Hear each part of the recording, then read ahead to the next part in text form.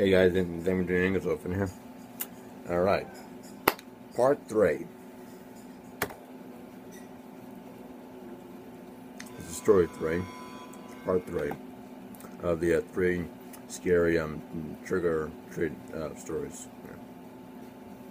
Really called 3 creepy real trigger treating horror stories, part 2. So here we go. Halloween used to be my favorite holiday, but ever since one not-so-sweet round of trick-or-treating, I've kind of switched over to liking Christmas the most. Everyone loves Christmas. In 2006, I was 14 years old. Me and Johnny, my best friend at the time, were going trick-or-treating together.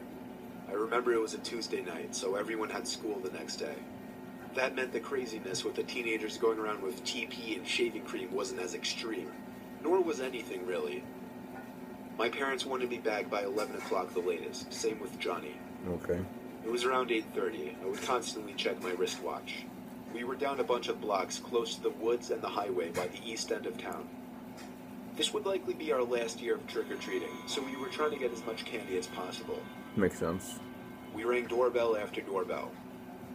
As the night wore on and the amount of kids outside lessened, the number of people answering their doors also decreased.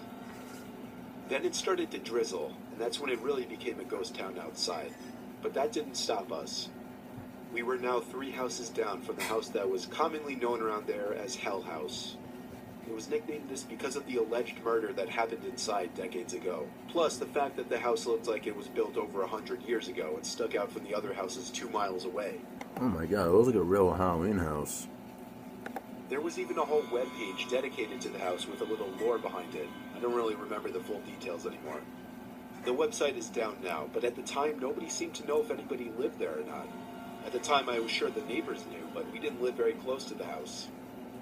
Long story short, me and Johnny were feeling brave and cocky, so we hopped the creepy fence surrounding the seemingly abandoned property and walked up to the stoop, which was made out of ancient and worn-out looking red bricks. We knocked on the door a few times since there was no doorbell. The drizzle turned to rain, and we suddenly didn't want to move out from under the front awning. Johnny jokingly knocked on the door again, but my focus was shifted to walking home in this rain. Suddenly, a loud thud made us both jump. Johnny said it sounded like it came from a window upstairs, to which I replied, "Let's leave." We walked quickly back down the red brick pathway, hopped over the front black graveyard-like gate, and stopped to look back at the house on this dark, rainy Halloween night.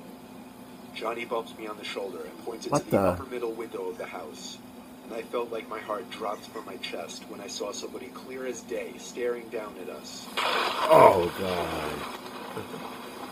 Only there was something so disturbing about Oh my this person's god. face. How did that face even come up? I couldn't tell what it was through the rain and foggy window, but Johnny said it sounded like it came from a window upstairs, to which I replied, "Let's leave." We walked quickly back down the red brick pathway, hopped over the front black graveyard-like gate, and stopped to look back at the house on this dark, Oh man.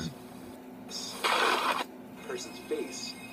I couldn't tell what it was through the rain and foggy window, Oh, man. but I swear that face and just this whole scene seemed like something you would see in a horror movie. Looks kind of creepy. We both jumped once again when the person at the window quickly and aggressively turned and seemingly ran away from the window. All we could assume was that they were coming outside after us. We quickly went to hide by the neighbor's fence, which was facing the backyard of the house. The sound of the rain thankfully masked the sound of our breathing and whispering. This neighboring fence was made of wood and had a bunch of holes, allowing us to peek through to the lawn next door.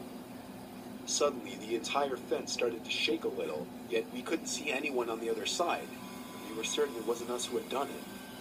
Johnny and I agreed it was time to make a run for it back to my house. We both stood up, and when we turned to run, I saw something at the edge of the fence. At first I was confused as to what it was due to the darkness, but it soon hit me that this was a person leaning over to this side of the fence, exposing their body down to their waistline with one arm reaching around the fence. The way this person was positioned and staring at us made for a horrifying scene and memory. We dropped our candy bags and ran for it. After running 5 blocks, and by getting a few cuts and bruises from tripping twice in the rain, we got back to my house. We agreed not to say a word, given that what we did could probably get us in trouble. The really scary part is the next day, after school, we went to go ask some of the neighbors over there if they knew who lived there, and they all gave the same response. They had no idea if anybody lived there or not. They never saw a car in the driveway or anybody outside. One of the neighbors even pointed out that the house had a for sale sign very briefly a few months prior, but disappeared within a few days. We told all the neighbors our story, and they were all very disturbed by the news. I moved out of that I would have been too hearing it for the first time. neighborhood in 2007, the next year, and I've never had to worry about the story behind that house or who was living there since. It took you a year All to I know move is out. something strange was going on inside of that house, and I kind of wish I found out what. It took you a year to get out of that house, really, at that moment.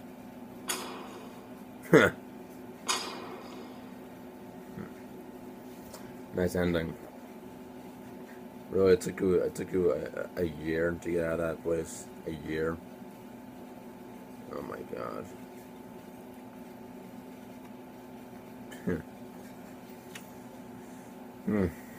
Well,